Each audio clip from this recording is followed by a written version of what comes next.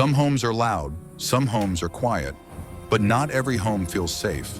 And a child can grow up inside four walls and still feel like they are standing outside in the cold. This is not a story about broken houses. It is a story about broken safety. Because safety is not a roof. It is not food on the table. It is not even parents being present. Safety is a feeling, and when a child never feels it, something deep inside them changes. This story begins with a child. Not special, not different, just quiet. The kind of quiet that is learned. The kind of quiet that watches before it speaks. That listens before it moves. That measures every room. At home, this child learns early that moods matter. That footsteps have meaning. That silence can be dangerous. They learn the sound of a door, the tone of a voice, the pause before a sentence. They learn when to disappear. No one teaches them this. They learn it the way you learn heat from fire, through experience. At first they cry, like all children do. But crying doesn't bring comfort here.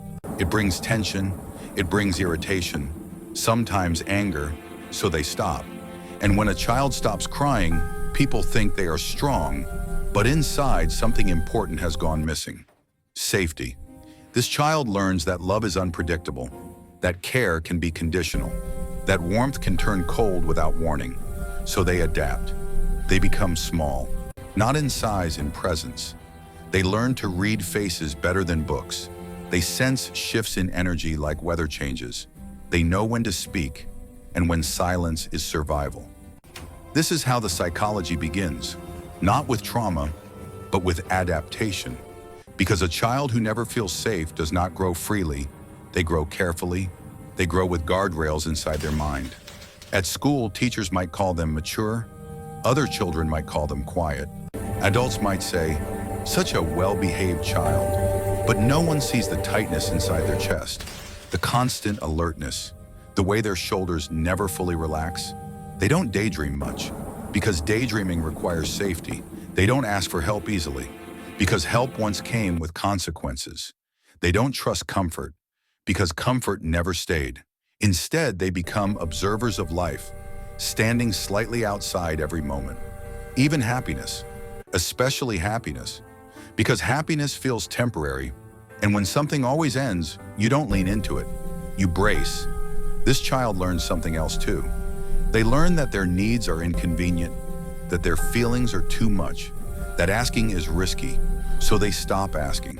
They start guessing what others want, guessing what will keep peace, guessing how to stay invisible.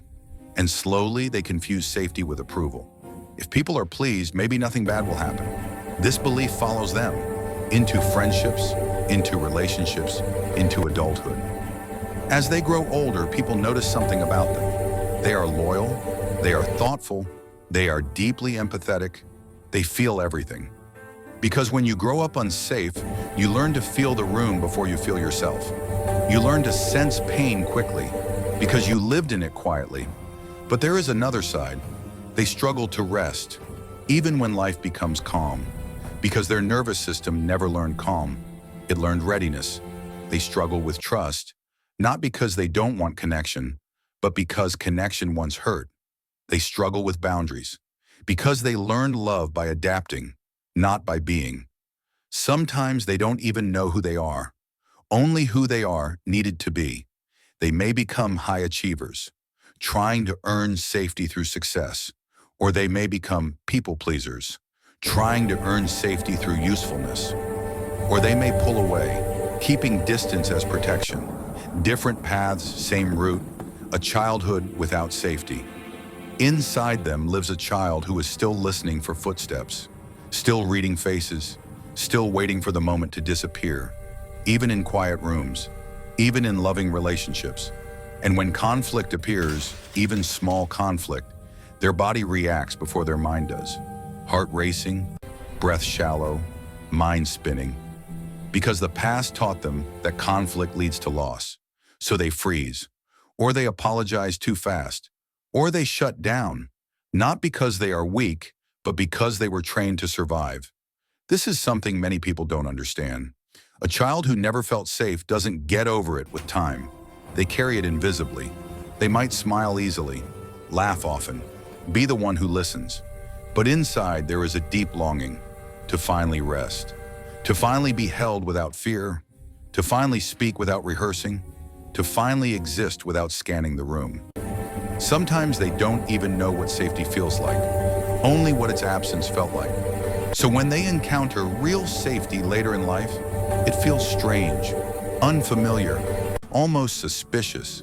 They may push it away because chaos feels familiar and familiarity feels safe, even when it isn't.